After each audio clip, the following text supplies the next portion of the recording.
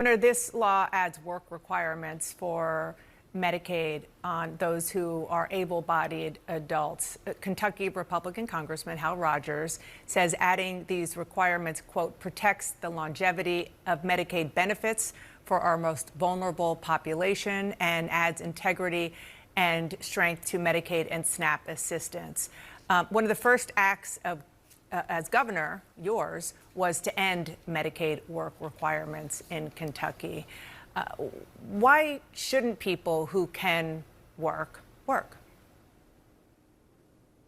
we want everybody that can work to work. And right now in Kentucky, we have the most people working, the most jobs filled, and the largest workforce in our history. And that is with our current Medicaid structure. That's because these work requirements really aren't about getting people back to work. They are about increasing the paperwork on everybody. That's the senior, because 70% of our long-term care costs are covered by Medicaid. And that's children as well, with half of Kentucky's kids covered by Medicaid. These work requirements aren't just for specific people. Everybody else has to check all the boxes saying they're not able-bodied.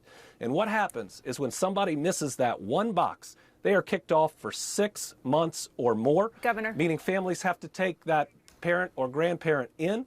It means they have to cover all those other costs.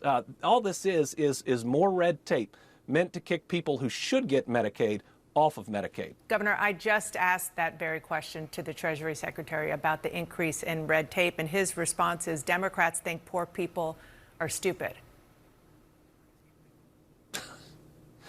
It's amazing. Listen, I know a lot of people on Medicaid. These are our parents with special needs children that could have never covered it otherwise.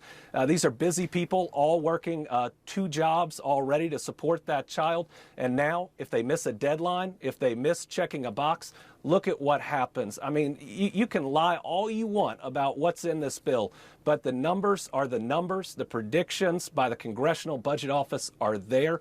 It's going to devastate rural health care, all while adding trillions of dollars to our national debt, and it's going to upend every state budget across the country. You know what's sad is that while Democratic governors are speaking out, we're not speaking out because we're Democrats. We're speaking out because we're supposed to be the best governors of our states that we can be.